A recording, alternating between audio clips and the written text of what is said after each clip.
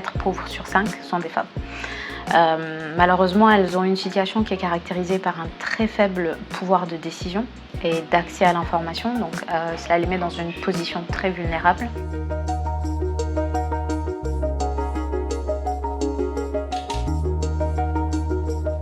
En plus des éléments qu'on vient de citer, qui sont quand même très spécifiques au pays, nous avons les mêmes freins en fait, qui sont communs à toutes les PME africaines, donc on va dire un environnement des affaires qui n'est pas très favorable, notamment la fiscalité et l'accès à l'information.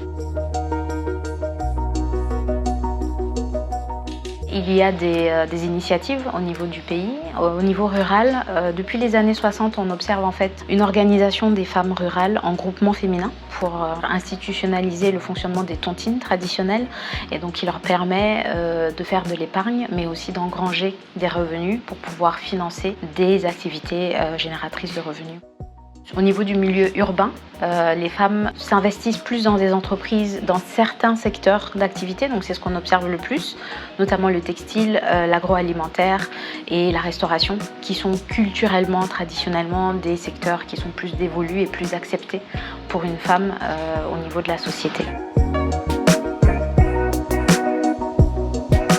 Alors, l'autonomisation des femmes, en général, participe beaucoup au développement économique. Donc, il y a des études qui le montrent au niveau de l'aide au développement.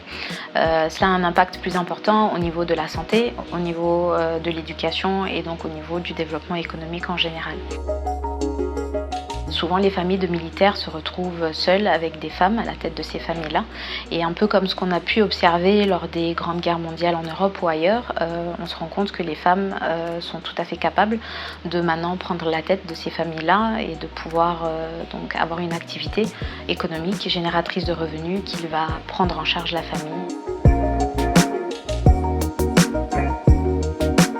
On a remarqué en fait qu'elles avaient plus besoin de coaching au niveau vraiment mentoring, plus que les entrepreneurs masculins. Donc je pense on peut les accompagner d'abord à travers ce biais-là, ensuite par l'assistance technique et le renforcement des capacités, et enfin par le financement et le fait qu'elles s'impliquent davantage et que nous puissions les accompagner davantage va forcément avoir un impact sur la sécurité, on va dire de manière transversale et de manière localisée.